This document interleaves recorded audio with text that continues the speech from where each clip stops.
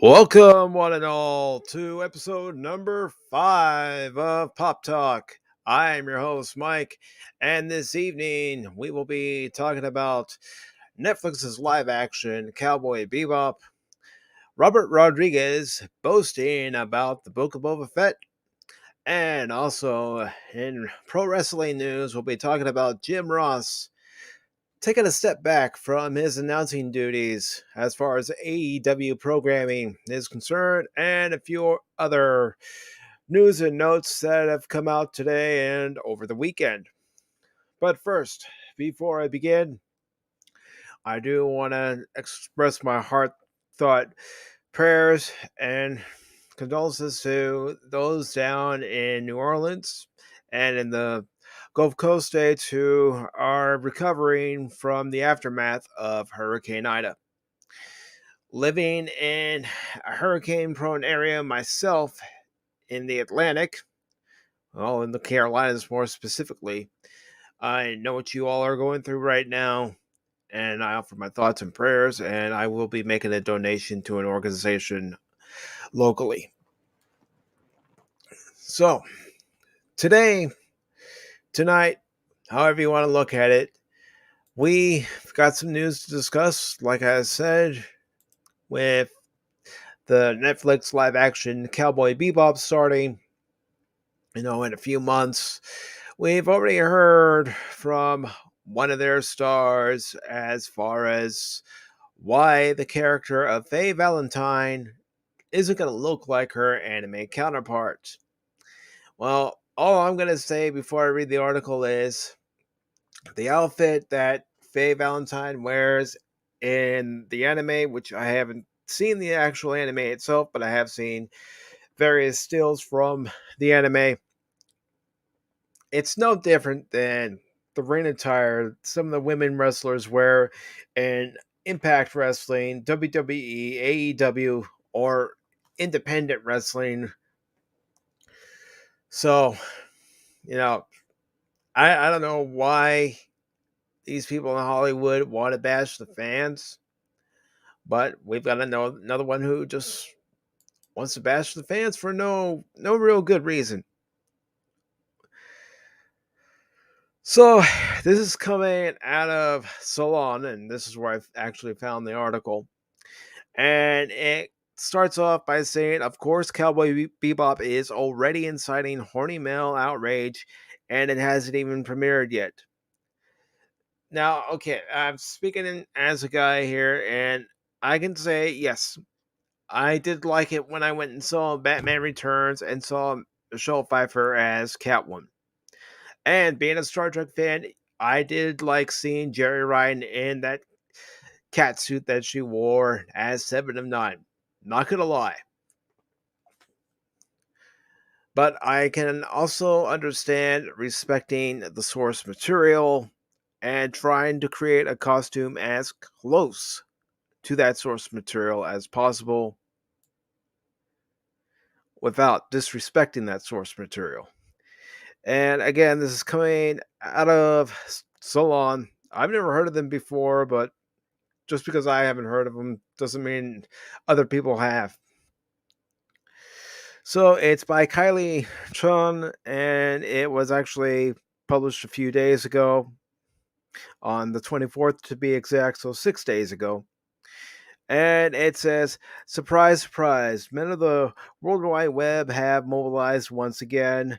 No, not over the rapidly worsening climate catastrophe, stagnant wages, the broken healthcare system, or endemic rape culture, but rather over a real issue, the outfit of a female bounty hunter in the live action adaptation of beloved anime series Cowboy Bebop.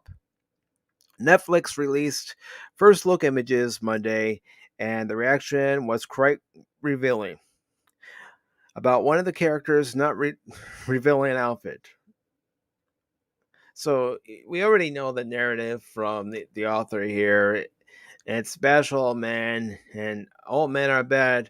Well, it seems to me, in my recollection, when Aquaman came out, a lot of women were going crazy over Jason Momoa. So it works both ways. And that's the thing.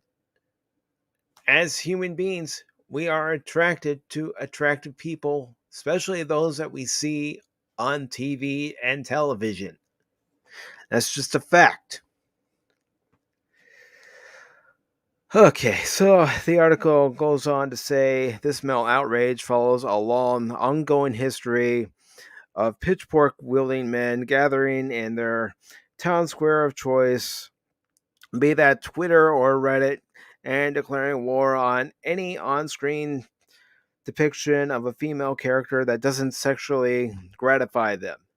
In this case, all the fans are talking about is the fact that the character's outfit doesn't resemble that of the source material. Okay, it says, in any case, the fictional bounty hunter stoking outrage, this time around is Faye Valentine, portrayed by Daniela Pineda in the forthcoming Netflix remake of the popular sci-fi anime, which also stars walking thirst trap John Cho, who is also Sulu in the J.J. Abrams live action Star Trek movies, and of course Harold and Kumar go to White Castle, and a few others. He actually was on House MD for a season or two. So John Cho as protagonist Spike Spiegel, and Mustafa Shakir as fellow bounty hunter Jet Black. Cowboy Bebop is set way in the future at a time when travel across moons and planets is the norm, and unsurprisingly, crime rates across the universe are quite high. Thus, space cowboys or registered bounty hunters like Spike, Jet, and Faye emerge to hunt and bring intergalactic offenders to justice. Okay. And it goes on to say, thanks to Netflix, the 1980s era anime space romp is getting a live action makeover that promises to be a standout, even at a time of arguably way more live action remakes than we need. Looking at you, Avatar of the Last Airbender, and pretty much every Disney animated film ever. Most fans are feeling the hype, but many male internet basement dwellers, yeah, there's a good way of putting labels on people. That's one thing I'm gonna say right here, right now. I am sick and tired of labels being put on people. That's the whole problem with our current culture right now is placing labels on people where they don't need to be placed. Okay, so it says Pineda as Faye is adorned in stylish but practical attire for an intergalactic bounty hunter who regularly spars with violent outlaws and leaps from planet to planet on a regular. Just like her male peers, she reasonably dressed for her role, and men of the interwebs are losing their minds over this. These outfits look awful. I've seen far better cosplay that looks nothing like Faye Valentine, one Twitter user wrote, expressing shocked dismay that a real life human woman looks nothing like an animated fictional cartoon woman with quadruple D cup size and 12-inch waist. Another concerned citizen tweeted, I need Faye Valentine slutty with the puppies, sorry. Out, I don't know. What the F is this? By this, the user means an outfit that a human woman can move and do human things. And again, going back to what I started off with, have you seen the wrestling attire that women wrestlers wear in WWE, AEW, Impact Wrestling, the independent scene, so on and so forth? It's very similar to what the character of Faye Valentine wears. So it can be pulled off. And I have a lot more respect for those women who go into that ring day in and day out, night in and night out, to be able to do the things that they're able to do in that ring. Okay. Get back to where I was. Okay, so it goes on to say, move and do women things in as opposed to the more revealing garb of the inanimate sex dolls he may be more accustomed to spending his nights with. As Javier Guerrero Warzak, I don't know if I'm saying that right. Maybe I am, maybe I'm not. I don't know. A writer on the new Cowboy Bebop told Gizmodo as early as last year, the modern live action show has long been planning to get with the times. That means toning down Faye's remarkably impractical outfit and replacing it with something more realistic and less centered around sexual wish fulfillment for male audiences who are aroused by cartoons. Guerrero Mark he told the outlet last summer that the show needs to have a real human being wearing that or Faye's outfit. If the female outfit related outrage fest of the day feels like deja vu to you, that's because it is. Almost 2 years ago, Twitter was awash with internet men ready to go to war over Margaret Robbie's normally unsexualized performance of Harley Quinn in Birds of Prey. In the movie, in which Harley's main love interest and object of desire is a greasy breakfast sandwich. They've removed any sex appeal these characters had to appeal to a female girl, power audience instead of the core male comic book audience. One disgruntled male wrote of the DC flick at the time. They literally don't know who they're making this movie for. Here's a thought: maybe Birds of Prey was made for the decently sizable demographic of non-internet perverts. Prior to Birds of Prey, the internet males were in a furor over Brie Larson's performance as Carol Danvers in Marvel Studios' Captain Marvel, in which Carol dons a super suit that reflects most male hero suits, fully covering her body. Carol also isn't the most feminine, happy, or smiley character, and in a deleted scene, nearly kills a male street harasser who tells her to smile more. As one could guess, none of this was particularly well received by the usual suspects, whom Larson responded to with a legendary series of Instagram stories featuring Photoshop movie posters of fellow MCU superheroes Captain Marvel, Chris Evans, Iron Man, Robert Downey Jr., Doctor Strange, Benedict Cumberbatch, and Thor, Chris Hemsworth, smiling. As you might have guessed, these posters looked ridiculous. However, depressing male responses to progressively less and less sexualized female characters and superheroes may be what's cause for optimism is ultimately what we're seeing on our screens. From the feminist themes and fashion of movies like Birds of Prey and Captain Marvel to the practical garb of a female bounty hunter like Faye Valentine in Netflix Cowboy Bebop, we're starting to see a change. This is about more than female characters' outfits. It's about humanizing women and treating them as more than sexual amusement for male audiences. Again, it works both ways.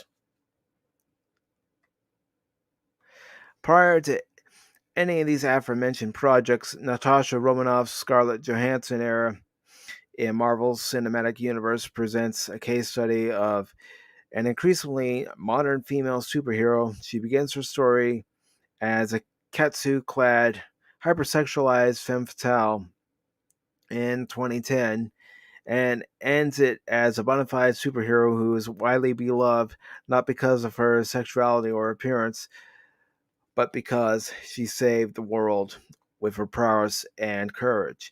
But again, in this article, she mentions that Scarlett Johansson's Black Widow was a femme fatale. Well, what's a femme fatale gonna do to get the attention of the male suspect she's trying to get information from or trying to take down? She's gonna use her assets.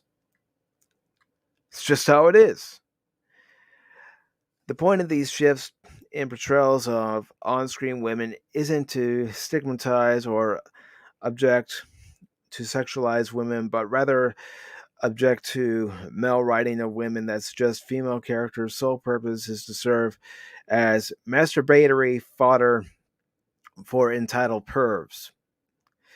The audience who devour the sex positive likes of Fleabag, Sex Education, Tuca and Birdie, and other shows where sex and sexuality aren't exclusively written for horny male consumption. Backlash against these marks of cultural progress, or in most recent case, a female character wearing pants and having the chest of a real life human woman on Cowboy Bebop, remains inevitable. But thankfully, just as inevitable are the feminist on screen changes that attract this backlash. So again, it's an article, and I've seen it over and over and over again. The continued narrative where these people want to bash men, heck, even bash women who support men, just because we all like to see something on screen that resembles its source material. I mean, all these fans are asking for is that the costume resembles the source material. After all, you see the actress who's going to be Faye Valentine in this picture in a movie that she did, and guess what? This outfit is no different than what her character of Faye Valentine is going to be wearing in the live action Netflix movie or TV series. And then, of course, we have this gem. I'm not going to play the whole thing, but I am going to play part of it. So I don't know if you'll be able to hear it. If not,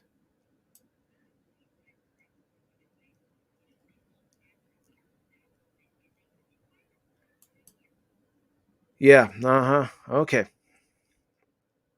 So, again, just another Hollywood hypocrite who wants to criticize the fans after she's already gotten the paycheck from Netflix. And it's just creating negative buzz, negative feedback. I don't know. I I'm speaking for myself. I don't know why Hollywood wants to do this. I don't know why Hollywood wants to bash the fans in any way, shape, or form. It's not good to bash your paying customers because that's what we are as consumers. We are paying customers.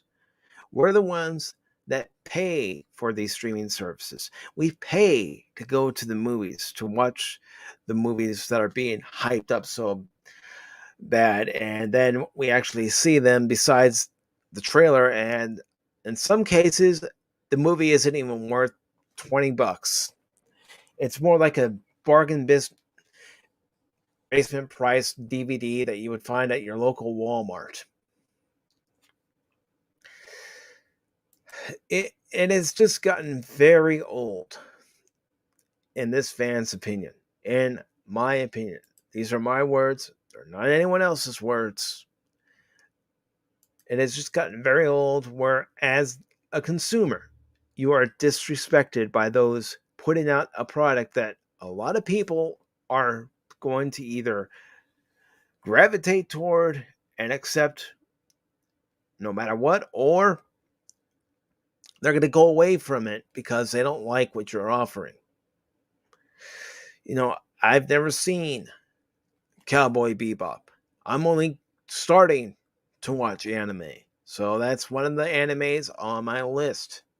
I will go by the stories in the anime first before I even consider watching a Netflix production based on something like Cowboy Bebop after seeing what they've already done to part one of the 5 episodes for Masters of the Universe. So it's just gotten old, folks. It has just gotten very, very old. Continuing to bash your customer base, it's a bad move. It's a bad move. So let's go ahead and get on to some other news. I'm not gonna talk about Kathleen Kennedy. I really don't know if she's coming or going because I'll find out like everyone else when Disney announces something, whether she stays with Lucasfilm, whether she goes, who knows.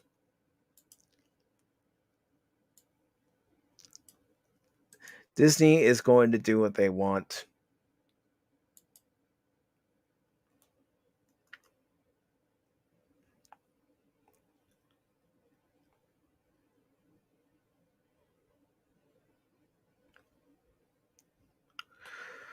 All right. So the next order of business is talking about Robert Rodriguez, and let me get rid of this ad. Says that the Book of Bobba Fett will blow your mind. This is coming out of Newsbreak, and it's by Scott Campbell. And it says Robert Rodriguez is no stranger to the world of television, having created, executive produced, written, and directed the From Dusk Till Dawn series for his own El Rey network, as well as spearheading soccer espionage show Matador, calling the shots on the premiere and finale of the one season wonder. Let's see if it'll let me. No, I don't want to see all the comments. I want to see the entire article. There we go.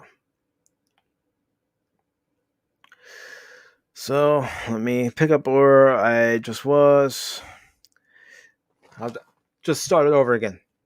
And thank you to anyone who is stopping by. Really appreciate it. But I also have to question this source right here. This source right here. So we got this covered. So take this with a grain of salt, folks. Take this with a grain of salt. It's from We Got This Covered. And it's by Scott Campbell. And it starts off by saying Robert Rodriguez is no stranger to the world of television, having created, executive produced, written, and directed the From Dusk Till Dawn for his own El Rey network, as well as spearheading soccer espionage show Matador, calling the shots on the premiere and finale of the one season wonder. Quite how the guy finds the time to dive headfirst into the world of Star Wars when he recently signed a development deal with HBO Max and is in the midst of prepping a sequel to Netflix smash hit We Can Be Heroes, a project that he produced, wrote, edited, scored, acted as cinematographer, and directed is anyone's guess. Because he's got the time, he's got the talent, he's got the know-how. Oh, and he's also kicking off filming on Ben Affleck's high-concept sci-fi thriller Hypnotic in the near future, based on a script from Monsterverse Max Borstein. Rodriguez is simply unstoppable, and it's in keeping with his work ethic that a guest spot behind the camera on The Mandalorian as a favor to Jon Favreau ended up with him executive producing the Book of Boba Fett. While he's also helming a couple of episodes himself, in a new interview, the filmmaker teased that audiences simply aren't ready for what he's got in store. I can't say anything about it at all right now, but it's coming out in December. Wait until you see what's coming. It's going to blow your mind. That's all I can say. I can talk it up all I want because I know it over delivers. It way over delivers. People are going to be so pumped when they see it. That's big talk when The Mandalorian has raised the bar very high for the rest of the Disney Plus Star Wars roster, but we've got faith that Rodriguez can pull it off. He's known for both his highly stylized action movies and family friendly adventures, so the Book of Boba Fett will be looking to deliver the best of both worlds with the added benefit of taking place inside a beloved franchise. And the source was from Collider, but still, I, I don't know. I don't know. Even though Robert Rodriguez has a good track record as far as some movies are concerned and some TV shows, I still think I should approach this with caution. I need to approach this with caution because anytime something is overhyped, there's always going to be that chance where it's going to be a letdown. There's always that chance that what we think we're going to get isn't what we get. You know how the latest craze in Hollywood is saying we're going to subvert your expectations?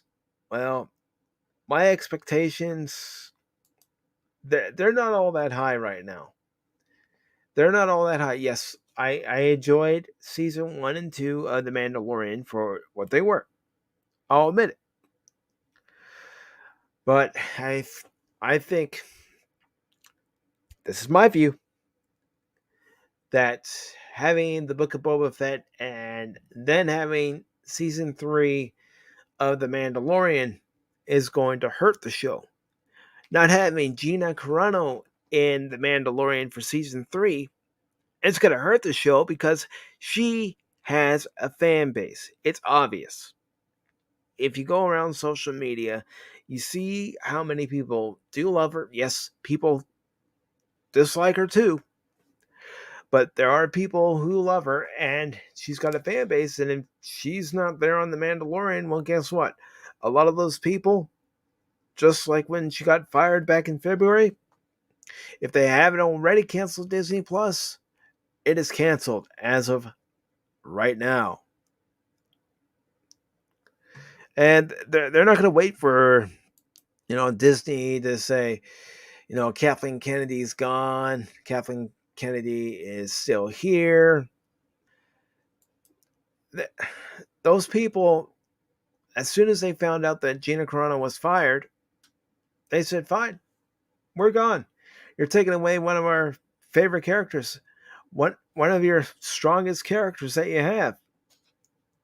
And, that season finale, The Rescue, that was a good episode. And yes, I enjoyed the fact that it had Katie Stackhoff in it as Bo-Katan, and then you had Gina Carano as Cara Dune in that episode. But it was badass. That season finale was badass, and then Disney threw it all away when they fired Gina Carano, all because she was just trying to remind people of history. There's nothing wrong with learning history. I'm not going to get into what's happening right now in current events. We've all seen it. But history repeats itself, and there are many moments in history that we should learn from. Just because it happened a certain number of years ago doesn't mean it won't happen again.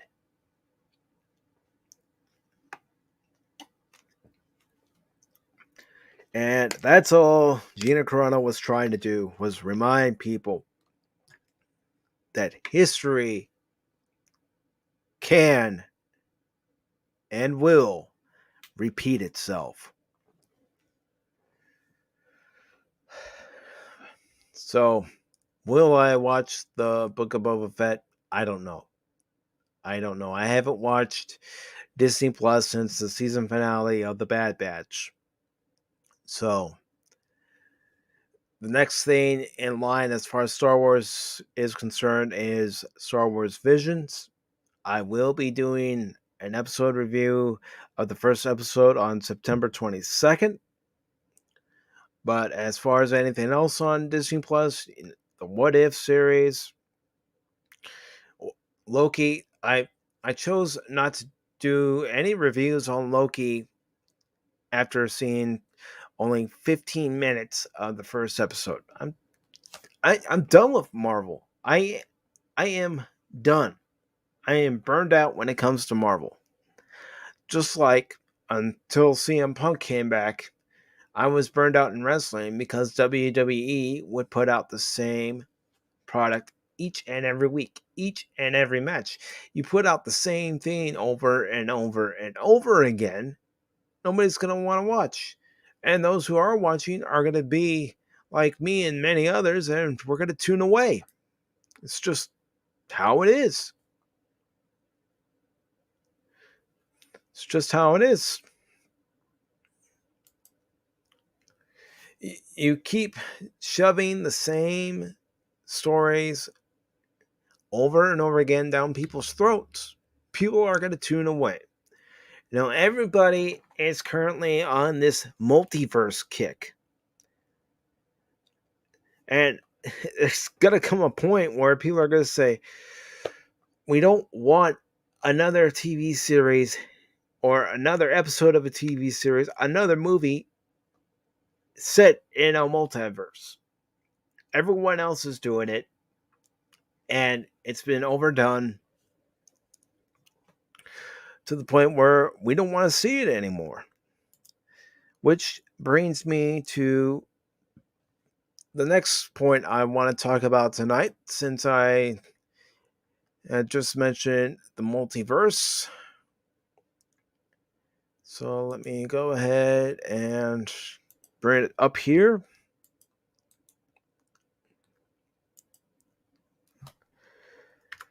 There we go.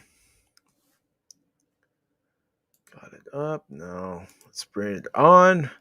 This is coming out of Bounding into Comics, and it's concerning the Flash movie. But the Flash movie that has Michael Keaton returning to the role of Bruce Wayne after his last appearance as Bruce Wayne Batman in 1992's Batman Returns. And like I said, I went and saw that movie. I enjoyed the movie as it was, as a whole. I enjoyed Michael Keaton as Batman, just like I did in the first Batman movie. I liked Danny DeVito's portrayal of the Penguin. And I also liked Michelle Pfeiffer's portrayal as Selena Kyle, Catwoman. But of course, you know, I was a teenager at the time. All right. So let me just close this out. Okay. So, like I said, this is from Bounding into Comics. It says Michael Keaton opens up on returning to Batman, and The Flash expresses his confusion regarding the multiverse. This is by J.B. Augustine, and it goes on to say Batman actor Michael Keaton opened up about his return to his 80s legacy in The Flash during a recent interview. And then, of course, you see a clip from, or actually a still from Batman Returns. That's when Batman comes and he rescues Selena Kyle. It's shortly after she's fallen and she's been surrounded by cats and begins her transformation as Catwoman. So it says, talking about his career in a Hollywood Reporter cover story, Keaton tells the outlet what ultimately drew him back to the Cape and Cal. Excuse me, I gotta take another drink of water.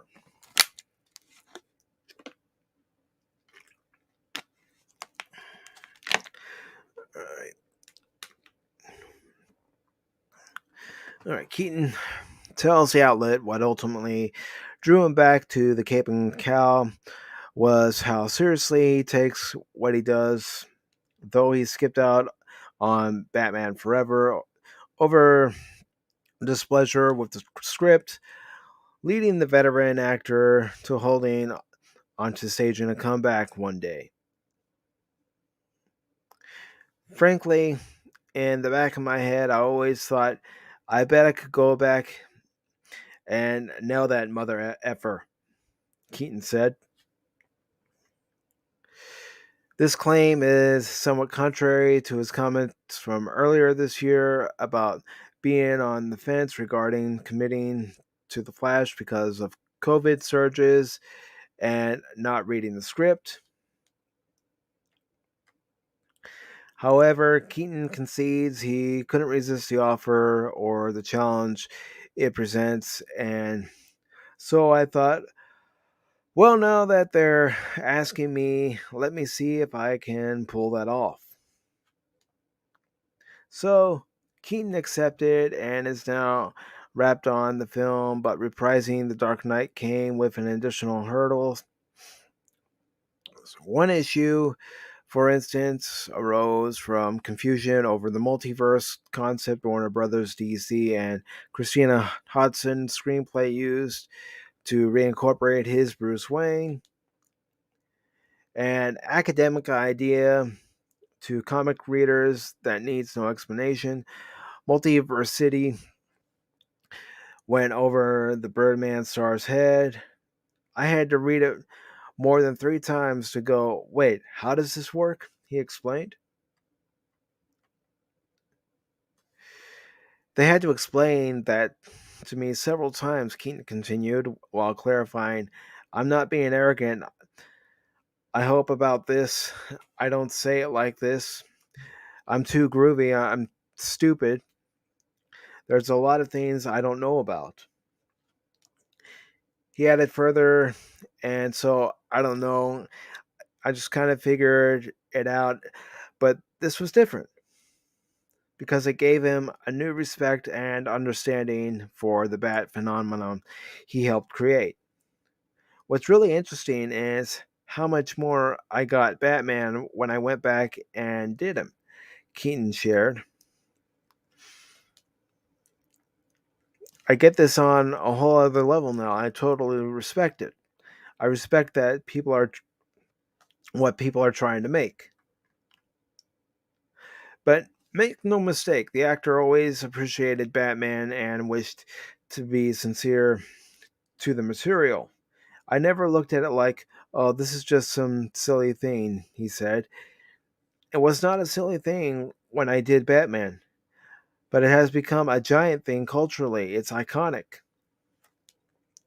As undeniably iconic as Batman is, though, recognition of that is where it stops, as you won't find Keaton watching very many comic book movies. After the first Batman, I'm not sure I've ever seen an entire comic book movie, he admits. I just never got around to it. So you're talking to a guy who wasn't in the zeitgeist of the world, the whole world. Sorry. In his mind, that may be so, but fans and his continued participation within it as the definitive Cape Crusader and the Vulture at Marvel will consistently put him in that zeitgeist as long as Keaton believes he can go back and nail that you know what. And, when he was in Spider-Man Homecoming as the Vulture, I thought he was good. I thought it was great to see him in a comic book movie again. After seeing him as Batman in '89 and then Batman Returns, and then after that, not seeing him in anything comic book related. So that was great. As a fan of Michael Keaton's Batman and a fan of Michael Keaton, I might go see Flashpoint, but I really have no real true incentive to go see the movie because honestly, I don't care for the Flash. I don't care for the current iteration of the Flash. I don't care for the actor Ezra Miller who's portraying the Flash. I just don't. I just don't.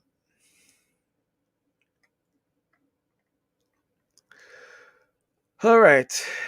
So we've covered that. Now the next thing I want to cover.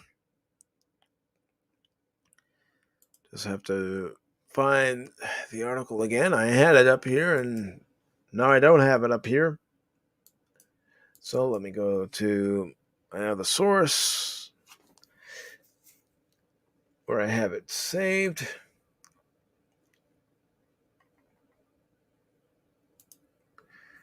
One second. Let's see.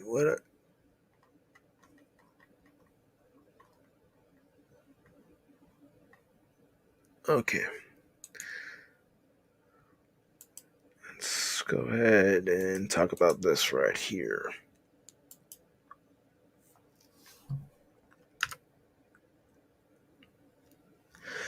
All right. And unfortunately, we have lost a Hollywood legend, a Hollywood icon, an award-winning actor, and for some of the younger viewers out there, they might know him as Carl from the movie Up. For some of us older ones, we remember seeing the Mary Tyler Moore Show and then its various spin-offs. Well, Ed Asner, TV icon who played Lou Grant, was 91. Lou Grant was a character on the Mary Tyler Moore Show. He also got his own spin-off. And I could go on and on about the character, but I'll leave that to someone else. So it says Ed Asner, legendary actor, activist, and philanthropist, passed away peacefully Sunday morning, surrounded by family. He was 91. Asner, former president of the Screen Actors Guild, is best known for his role as Lou Grant on both the Mary Tyler Moore Show and its spin-off Lou Grant, pulling off the rare feat of playing the same character in both a comedy and drama series. He is the most awarded male performer in Emmy history with 7 wins, 5 of them for playing Grant. And an irreplaceable but loving newsman. He also received the Screen Actors Guild Life Achievement Award in 2001. Asner's long list of credits also include the movies Elf, one of several movies in which he played Santa Claus, and Pixar's Oscar-winning Up. I know there are people out there who like the movie Elf. They like Will Ferrell in that movie. They just like everything about that movie. That's a movie I have to be in a mood to be able to sit down and watch in order to really appreciate it. Okay, so goes on to say his most recent major roles included arcs on several Emmy-nominated comedy series on Netflix, Cobra Kai, playing Johnny Lawrence's stepfather Sid Weinberg, Grace and Frankie, and Dead to Me.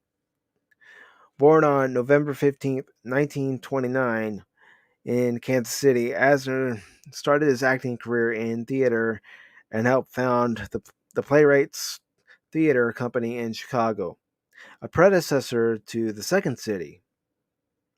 He landed his first Broadway role in 1960 in the 1960 production of Face of a Hero alongside Jack Lemmon. Asner made his TV debut in 1957 on Anthology Studio One. A string of guest starring roles led to his casting as Grant in the acclaimed 1970 half-hour comedy series, The Mary Tyler Moore Show.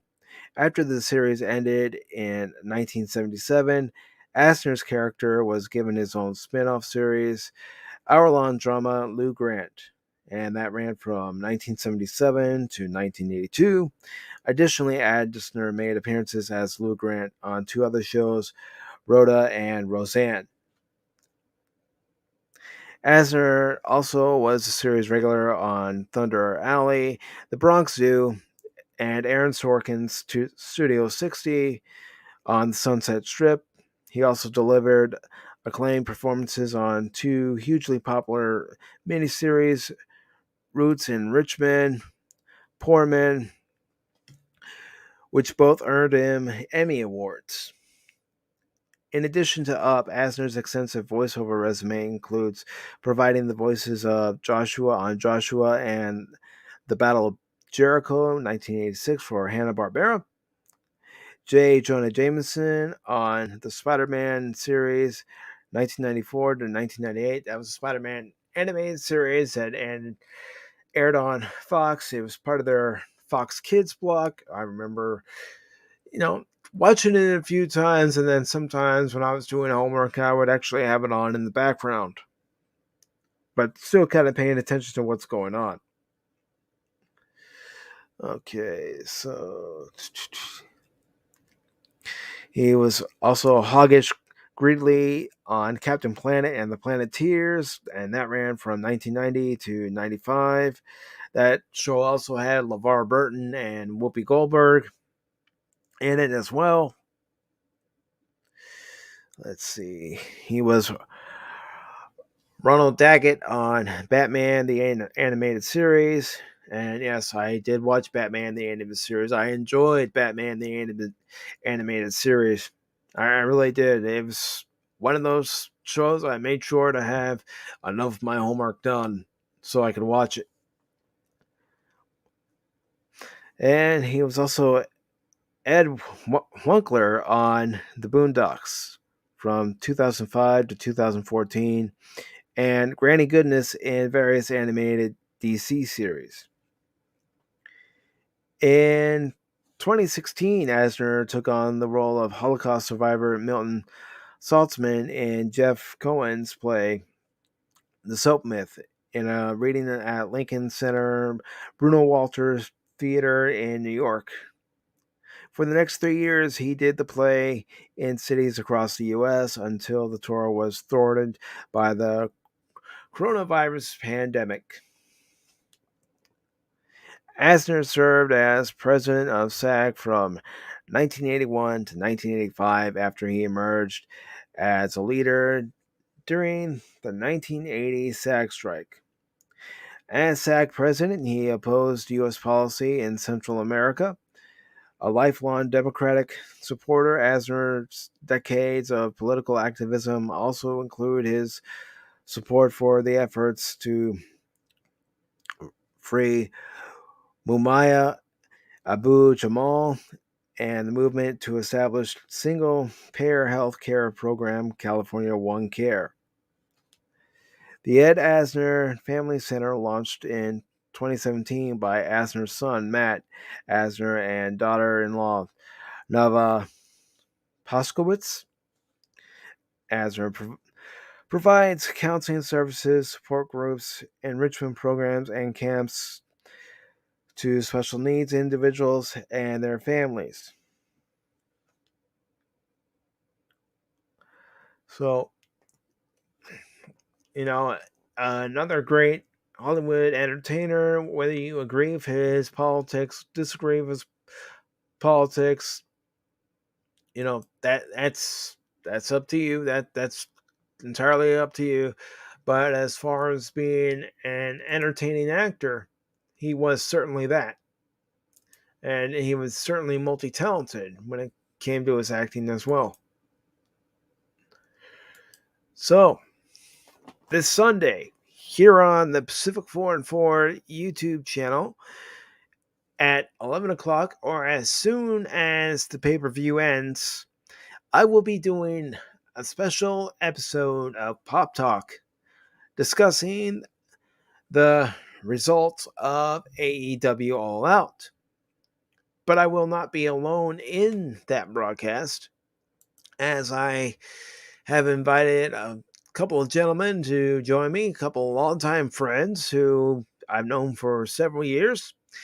And they are going to be joining me Sunday night after the pay-per-view to give our thoughts, our opinions, our reactions, and review of the pay-per-view. This will be the first wrestling pay-per-view I have watched in 2 years. The last one was AEW's debut pay-per-view, Double or Nothing. I enjoyed the show. It just wasn't enough for me to order one pay-per-view after another. Now, I will admit, I'm not as caught up as I would like to be on current storylines. That's why I have these next 6 days to try to catch up before the pay-per-view. But I'm looking forward to seeing the in-ring return of one CM Punk. And hopefully I see wrestlers who I enjoy watching. Whether I know who they are or whether I don't know who they are doesn't matter. Because I am looking forward to talking to my two friends and doing some catching up and going over this pay-per-view match by match and just giving you all our honest thoughts and opinion. And before I do that, since we are now talking about wrestling, let's go ahead and talk about this. All right, so it was announced over the weekend that former AEW and WWE, TNA, now Impact Wrestling superstar Awesome Khan announces her retirement from pro wrestling. Of course, in her brief run in WWE, she was known as Karma. She debuted, was on Raw for a few weeks, and then she announced that she was pregnant, so she was given time off, of course, for maternity leave. And the only real match she participated in during her whole stint in WWE was in the 2012 Royal Rumble, where she eliminated Dolph Ziggler. So I'm going to take another swig of water before I read this article. And again, I hope you're all doing well this evening. Thank you for coming by, and hope you're liking what you're seeing. And before I do anything else, let me just check one more thing.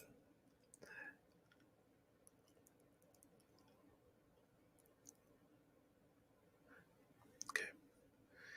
All right. So, this article, it is from Bleacher Report, and it's also where you can order AEW All Out this weekend and watch it. If you don't have a service provider, if you cut the cord and you're trying to save some money, and of course, with all the streaming services out there, it's kind of hard to do that. But this is by Mike Chiari from Bleacher Report. It was actually posted yesterday on August 29th.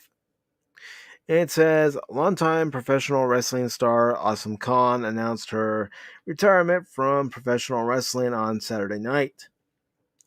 During the all-women's NWA Empower pay-per-view, Khan made a surprise appearance when former TNA rival Gail Kim, and Gail Kim was also in the WWE around 2012, but she left WWE because WWE didn't know how to use her. They didn't know how to book her in the right match, and quite frankly, put her over like they should have put her over.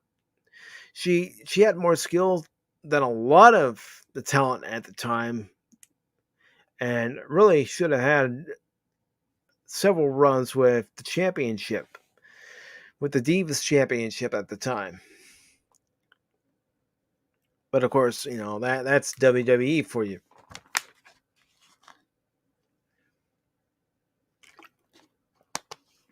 So it says during the All Women's NWA Empower pay-per-view, Khan made a surprise appearance when former TNA rival Gail Kim was about to get attacked by Taryn Terrell, Genocide, and Paola Blaze. Khan made the save, says she wanted her final act in wrestling to be an in-ring segment with Kim, announced her retirement, and embraced her greatest opponent as seen in the photo, courtesy of Fightful's Sean Ross Sapp. So this is a moment from the NWA pay-per-view. You see Awesome Khan in a ring gear, and she's embracing Gail Kim. Kim described the emotions she felt when Khan retired during an interview with Fight TV's Josh Shermanoff. After the fact, I caught up with the legendary Gail Kim at Gail Kim to discuss the emotional moment in the ring with Awesome Khan as Khan announced her retirement from the ring. Watch that moment and so much more from NWA Empower on Fight TV. It says the 43-year-old Khan is likely best known for her run in TNA, which later became known as Impact Wrestling. She was part of TNA from 2007 to 2010, and again from 2015 to 2016. During both stints, Khan had several memorable matches against Kim, with the Knockout Championship on the line. All told, Khan was a two-time Knockouts champion and one-time Knockouts Tag Team champion in TNA. Khan also had a brief but memorable run in WWE under the name Karma. In May 2011, Khan wreaked havoc on the WWE Divas division, but her run was cut short when she announced she was pregnant. And at that time when she debuted, it was Michelle McCool and Layla L, who she actually interfered in their match. I believe it was at the Backlash pay-per-view when she made her debut. Her only official match as a WWE wrestler came in January 2012 when she made a surprise appearance in the Royal Rumble match, becoming only the third woman to ever be in a men's Rumble match at the time. And the previous two were, of course, China and then Beth Phoenix. The latter part of Khan's career was spent in AEW, where she wrestled a handful of matches in 2019 and early 2020. At Double or Nothing 2019, Khan competed in a four-way match against Britt Baker, Ali, and Nyla Rose, which Baker won. Other major companies Khan worked for included Ring of Honor, NWA, Shimmer, and several promotions in Japan. And really, she learned her wrestling skills from being in Japan. She was trained over in Japan. She did odd jobs to get trained to be a professional wrestler while she was in Japan. And it says that Khan held both the NWA Women's World Championship and All Japan Women's Pro Wrestling's top title once. Plus, she was named the number one women's pro wrestler in the world by Pro Wrestling Illustrated in 2008 as part of its Female 50 list. Listen to Ring Rust Radio for all the hot wrestling topics. Catch the latest episode in the player below. Warning, some language not safe for work. So, another great in-ring talent retires from the world of professional wrestling. But with it being professional wrestling, don't be surprised if somewhere down the road she makes a surprise appearance, even if it's for a one-off match, just to, give the fans a surprise during a pay-per-view or something like the Royal Rumble. Something to pique the fans' interest. Because there is one thing I really wish could have happened. I really wish she could have had a decent run in WWE that included her, winning the Divas Championship and completely dominating that division. Completely dominating it, just being able to showcase her skills. Now, with it being WWE, I highly doubt she would have been allowed to showcase all her moves, because it seems like whenever somebody goes into WWE, whatever list of moves that they have performed in the Independence, Ring of Honor, and several other promotions, TNA, Impact Wrestling, well, then they get to WWE, and WWE says you can do this list of moves, you can't do this list of moves. So it would have been tricky to see her, do her full arsenal of moves, but it still would have been nice to see her win a championship or two while with WWE. Unfortunately, circumstances changed all that. She wanted to have a family, and who could blame her? She deserves to have a family. So, wish her all the best, and who knows? Like I said, she may return at some point. You just never know. How many times have we heard that somebody's going to retire and they end up coming back in a few years? So now that we're on the topic of wrestling, we are going to talk about longtime NWA, WCW, WWF, WWE, current All-Elite Wrestling commentator, good old JR, Jim Ross. Let me just bring up the article here. There we go. Almost have it. And here we go.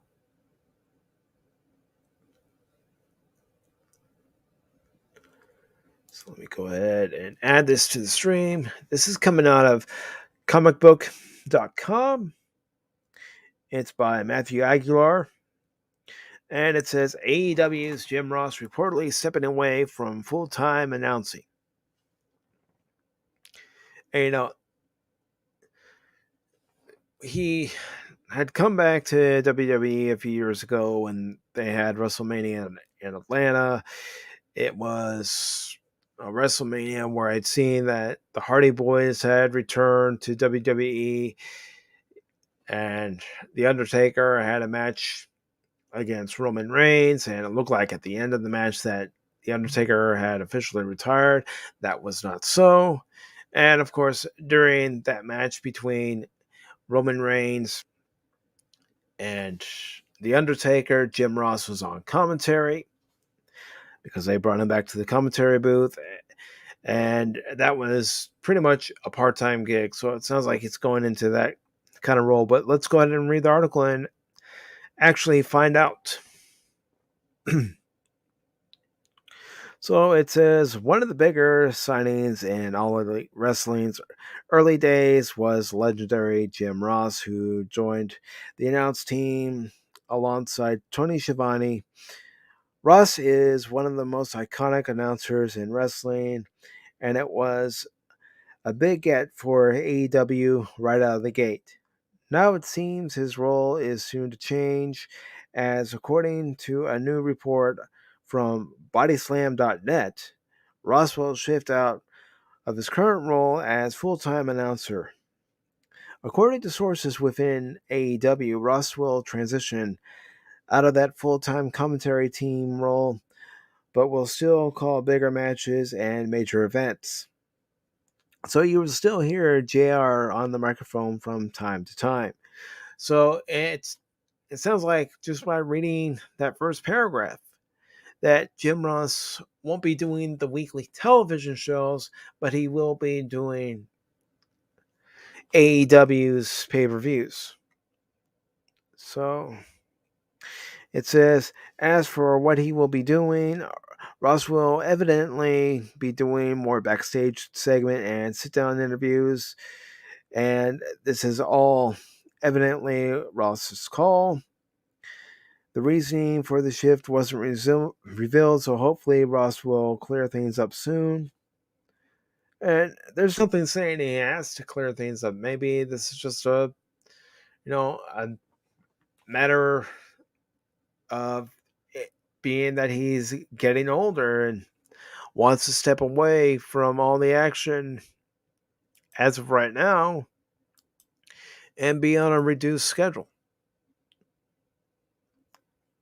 Okay. It says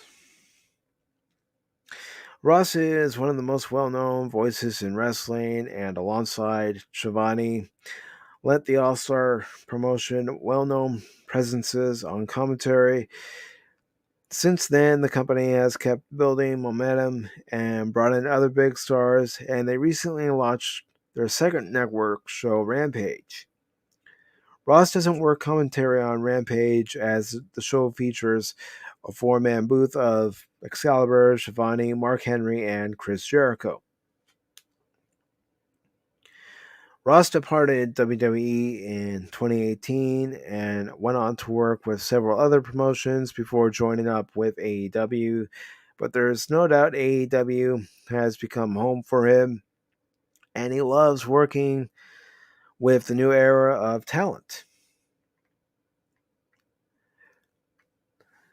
I got to referee Harley Race, Dory Funk, call Steve Austin against The Rock, and now I'm calling this generation stars in Kenny Omega and Heyman Page. Ross told Sports Illustrated, I've been blessed in this business, and it's an honor to call the talent I've called and still do today. They're so passionate, creative, and talented that resonates throughout our entire roster. Max, Jericho, Cody, Britt Baker, Sonny Kiss, MJF, Scorpio Sky, they've got it. And by it is he's saying they've got the talent, they've got the charisma, they've got the skills, and they got the know-how to get themselves over. Whether they're a face character, whether they're a heel character, they have the ability to grab the fans' attention, to get noticed. And it says, what do you think of Ross's new move? Let us know in the comments. Well, I'll let you all know what I think, since he will be doing some backstage interview segments. I think he's going on a reduced schedule. He's probably doing it because he's getting older, and maybe doing the weekly commentating gig is just getting to the point where he has earned the right to step away. Considering how long he has been in the wrestling business, he has seen a lot of change in the wrestling business from what it was in the 80s, what it was in the 90s, what it was in the early 2000s, and also the 2010s, and even now, going into the 2020s. He has seen a lot of great matches. He's called many great matches, and with him still being available to call their major pay-per-views, that's still going to add some weight to their commentary booth.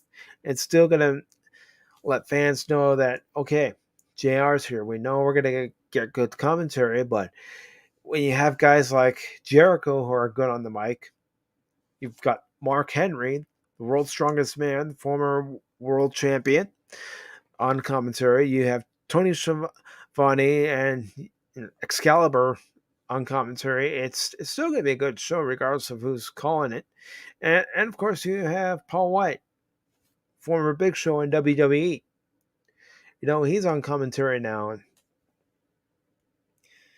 So, AEW's being smart. They're putting their product over. They're giving the fans what they want. With CM Punk coming back, and for that night, giving them free ice cream bars, because that was part of his whole run when he won the championship at Money in the Bank 2011, came back, and of course his entrance theme was Cult of Personality. He had his feud with John Cena, of course, SummerSlam. Alberto Del Rio steals the championship away from him after his match with John Cena by cashing in Money in the Bank. CM Punk then was unfortunately put into matches with Triple H. And, they completely derailed him. But it should be good. It should be good to hear JR on commentary this weekend with All Out, from my understanding, being one of AEW's big pay-per-views. And, CM Punk making his return to the ring. And it's going to be in his home city of Chicago. So, already, just like when he returned, the fans are going to be going nuts. And from what I have seen of Darby Allin, it should be one hell of a good match, because you're going to have two very athletic guys in the ring, and they're going to put on a show. They're going to put on a show for fans of professional wrestling. Now, I know, and I said this last week, and of course, unfortunately, that episode was pulled because AEW put a copyright claim because I showed a little bit too much of CM Punk's video. That's on me. That's my fault. I do apologize. Not that it's going to mean anything. It's been taken down and the channel's already got a strike on it because of it, but that's my own dumb fault. But, seeing what Darby Allin can do, knowing what CM Punk can do, yes, he's almost 43 years old. Yes, he's 7 years older than what he was the last time he wrestled in a WWE ring.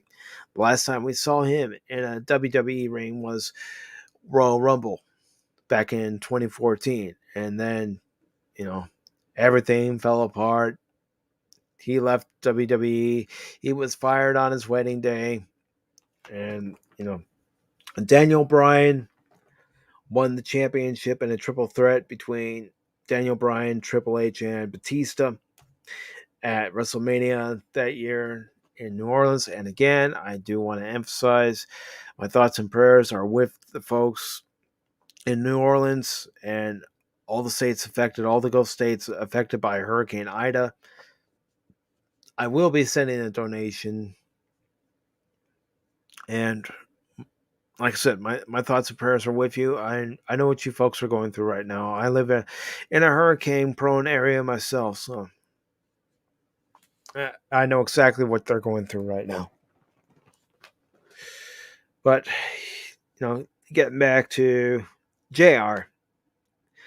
JR has called some of the greatest matches I can remember from the Attitude Era.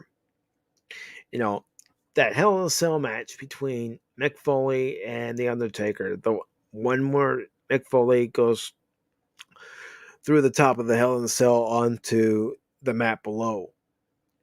That was one hell of a match.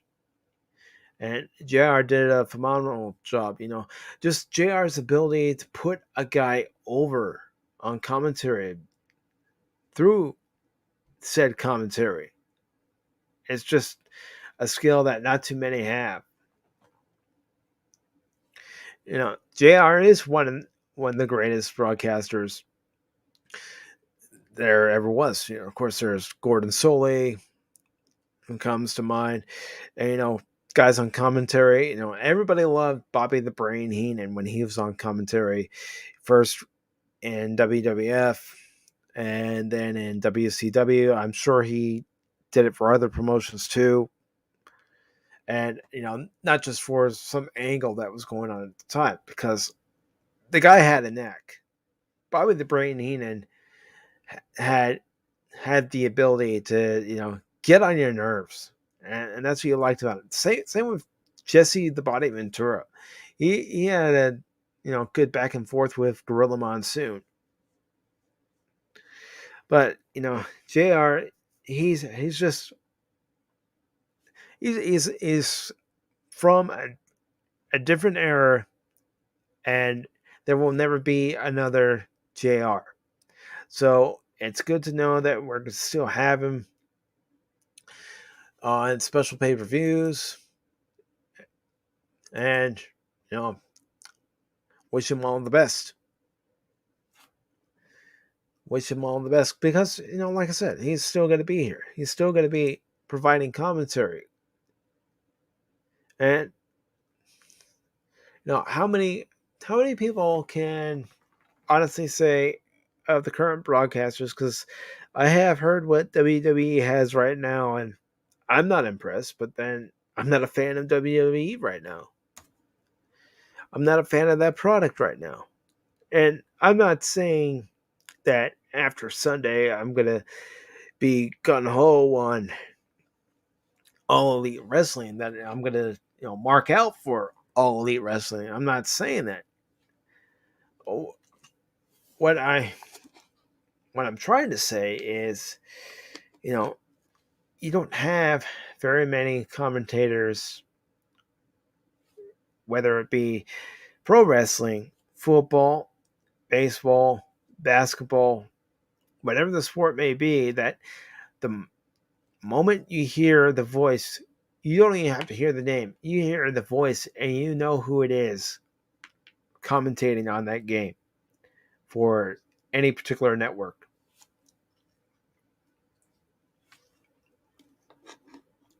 And that's what JR brings to professional wrestling. Somebody who has a lot of experience. And he has his own style of calling matches. And I have no problem with wrestling announcers saying what move that a wrestler is doing. That's all part of it. It's all part of it. Mention the name of the referee that's in the ring. They do it in baseball. They name the umpires. Football, basketball, they name the referees. So, if a commentator in wrestling says that's referee Mike Chioda, well, then you know who's officiating the match, instead of saying the referee, because one of the last times I tried watching WWE, that's all I heard during the match was the referee. Well, what's the name of that referee? Because I don't recognize him. Probably the only one I would recognize now in WWE, if he's still there, is Charles Robinson. But I don't even know if he's still there. But, JR, he's, one of the guys who have been a part of the business and, He is definitely not just a WWE Hall of Fame, but he deserves to be in some wing of a broadcast Hall of Fame for his time in AEW. So, speaking of AEW, I know I mentioned it earlier in this broadcast that this Sunday, I, along with two friends, are going to be doing our post AEW All Out reaction and review. And like I said earlier, I am looking forward to that. You know, it's gonna be a fun broadcast because I know one of them, QuidmanJenkins, he has his new broadcast called Over the Barricade. And let me see if I can find a link.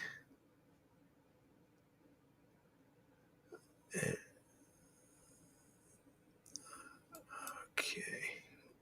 Let me try to find a link to his so I can show you.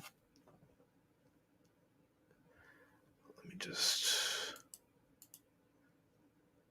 I'm going to post a link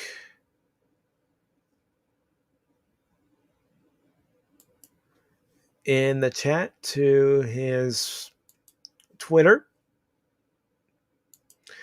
I want you to check out his first podcast where he talks about should Darby Allin go over CM Punk at this Sunday's All Out. He brings up some good points about whether CM Punk should go over or whether Darby Allin should go over. So that's good. Another friend who's going to be joining me is a good friend who goes by the name King Pheenix. If you go to, let me get that link. Let me see if, real quick, folks.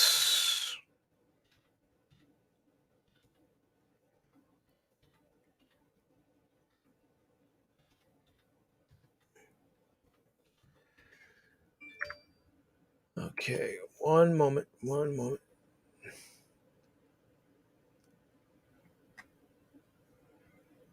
Okay.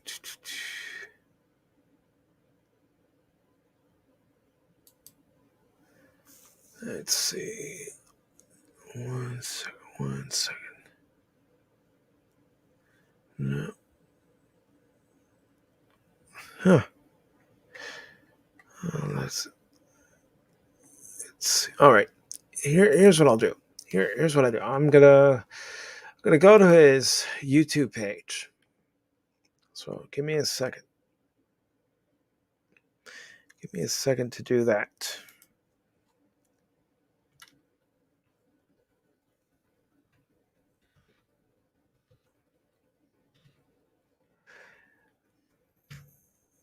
Okay.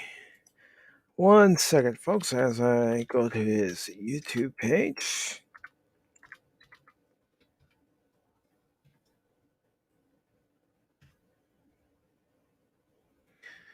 Here we go, folks. But this is my other friend who will be joining me, King Pheenix. What does King Pheenix do? Well, he writes his own music. And I'm not going to play any of his music because I know he's got copyrights. And even though I'm a friend, I don't want him coming after me. But you can sample his music here on his YouTube page. This was his last album that he released called Wolves. He released that a few years ago. It's a good album. He's good. He's good. I'm not just saying that because he's a friend. He's good. You know, I didn't meet him through YouTube. I didn't meet QuidmanJenkins through YouTube. All three of us, we used to work together. So you know, we work together in the same department, and we would talk about all sorts of things, wrestling, sci-fi, whatever. And of course, we would get our job done, but we'd have fun doing it too. So it's going to be great to talk to these guys again, and I'm gonna really have fun. Hope you all will take time to tune in to the broadcast on Sunday, because next week there will not be an episode of Pop Talk on Monday. Let's see. 1 second. I'm going to bring something up because of next Sunday's reaction, recap, review of All Out. But also, I'm going to be doing 2 episodes, one on Sunday and then one on Wednesday. The one on Sunday, of course, is going to be after All Out, but the one on Wednesday is going to start at the usual 8 o'clock time, and that's 8 o'clock Eastern. And that's going to be celebrating the 55th anniversary of Star Trek. All good things, Star Trek. And I have asked a couple people to join me. Well, more than a couple. And hopefully they'll all be able to come on. Now, granted, they have their schedules. We all have our different schedules, but hopefully they'll be able to come on and we'll be able to, talk about things related to Star Trek. And those things being what drew us to Star Trek? How old were we when we got into Star Trek? And what episode was it? Talk about the original series, the animated series, Next Generation, Deep Space Nine, Voyager, the original 10 movies. Talk about the various books, the various, media, the games. They're I'm just gonna say it right now. There are some stinkers of games out there based on the Star Trek franchise, but I also have some of my particular favorites, which, could differ from theirs. And that's perfectly all right. That's going to be part of the discussion next week. There are going to be things that I like that maybe they don't like, things that they like that I don't like, but we're going to have an adult conversation. And it's going to be all based around one of the greatest franchises ever created, and that franchise is Star Trek. I have been a Star Trek fan since I was 7 years old. So, it's going to be great to be able to talk about something I love with people who are just as passionate or even more passionate in some cases than I am. Not to say that I'm not passionate about it. I am. There are times where I wouldn't shut up about Star Trek with people. And, that would drive people crazy. The amount of times I would talk about Star Trek. So, again, next Wednesday at 8 o'clock Eastern, right here on the Pacific414 YouTube channel, I will be having what is going to be a great conversation, a great celebration of 55 years of Star Trek. 55 years of a franchise created by Gene Roddenberry. It was once rejected by the studio heads at NBC for being too cerebral, and then they brought it back with a second pilot. That second pilot actually aired as the third episode, because the episodes that were shot in one order were aired in a completely different order by NBC. So this should be a great conversation. But, let's not forget that I am also going to be, let's go ahead and get that out of there. Doing the Pacific414 All Out reaction. Let me just get that thumbnail. 1 second. Just gotta find it amongst all my thumbnails that I have here. Make sure I find the correct one.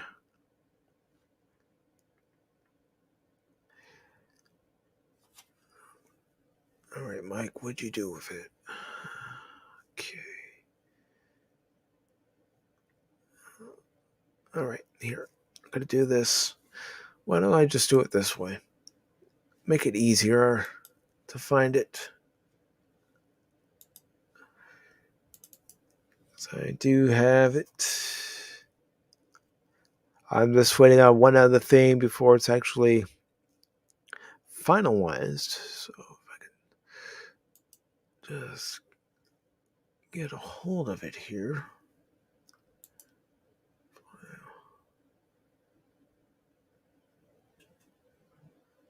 That wasn't it. Here we go. But anyways, and like I said, this isn't complete yet. I'm waiting on one other thing before I can actually complete it. So let me get it where you all can see it.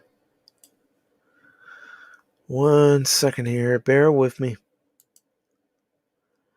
One man show here. All right. So there you are. That's the thumbnail for this Sunday's episode of Pacific414 Pop Talk. Like I said, I'm just waiting on one other thing before I finalize the thumbnail, but that's going to be it. AEW All Out reaction and review this Sunday immediately following AEW All Out, where once again we will be going over all the matches, giving our reaction to that match, our review of the match, our thoughts on what should have happened as opposed to what did happen. Did we agree with somebody going over somebody else? Did we like the title changes? Me, I'm approaching it from someone who hasn't watched wrestling in 7 years.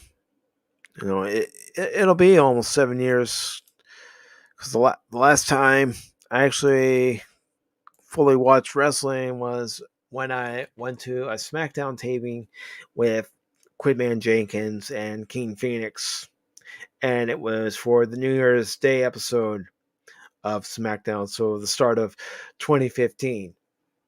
But it was actually on a Tuesday in 2014, just a few days before the new year. So that's what's coming up on the channel as far as Pop Talk is concerned. Both the AEW and Star Trek Pop Talk. And as far as the box score is concerned, well, I'll probably end up doing an episode of the box score tomorrow night and Wednesday night after the Cubs face Twins in Minnesota. And then possibly, I'm trying to think what time I'm going to do it. I don't know yet. But I might do a special Pacific414 episode review, just giving my thoughts and impressions on anime from what I've seen by watching Seven Deadly Sins, Fairy Tail, and trust me, I have my thoughts on Fairy Tail, especially when I first heard the title. I have my thoughts on that I want to give, and of course, My Hero Academia. So I'll either do that Thursday or Friday. I'll see, depending on time and schedule, whether it's going to be Thursday, whether it's going to be Saturday, whatever day it turns out to be. There will be a special episode of Pacific414 episode review, just me talking about my first time experience with anime, and also talking about my first experience watching the first Gundam movie. I actually did that the other day, and I actually enjoyed it, and I didn't care that I had to read the subtitles at all. I actually liked hearing it in its native language and then reading the subtitle to know what was being said. But I enjoyed it. Of course, I enjoyed it because there was a big freaking robots fighting other big freaking robots. I'll tell you that. But I also enjoyed other things about it that I will discuss in that episode of Pacific414 episode review, where you're gonna actually see my face, like always. But here on Pop Talk, well, I want to make it a little different. Here on Pop Talk, you won't always see my face, because there's plenty of videos here on the channel where you can see my face. So I think I am going to go ahead and wrap up this edition of Pop Talk. I want to thank each and every one of you for tuning in. I greatly appreciate it. Hope you all like what you saw.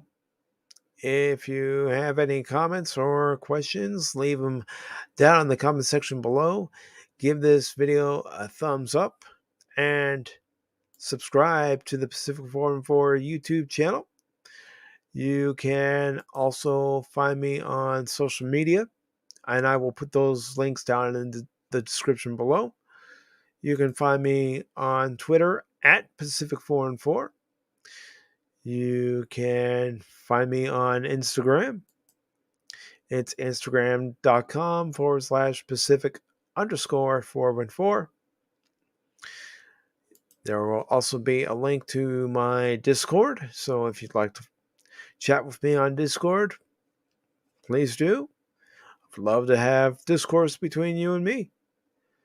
And you can also find me on my Twitch channel. It's twitch.tv/Pacific414. And you can also catch my recent gameplay of G.I. Joe Operation Blackout that I did last night here on the YouTube channel and over on the Twitch channel. I will be honest, I did think the picture quality was better over on the Twitch channel. So if you actually want better picture quality, head over there and watch last night's gameplay if you should choose. And if you'd like to subscribe to QuidmanJenkins over there on Twitch as well, I'm going to go ahead and give him a shout out and subscribe over there. Tell him Mike sent you. So until next time, everybody, this has been Mike for episode 5 of Pacific414 Pop Talk. Thank you all for tuning in. Greatly appreciate it. Have yourselves a great rest of your week, and I will catch you all later. Take care.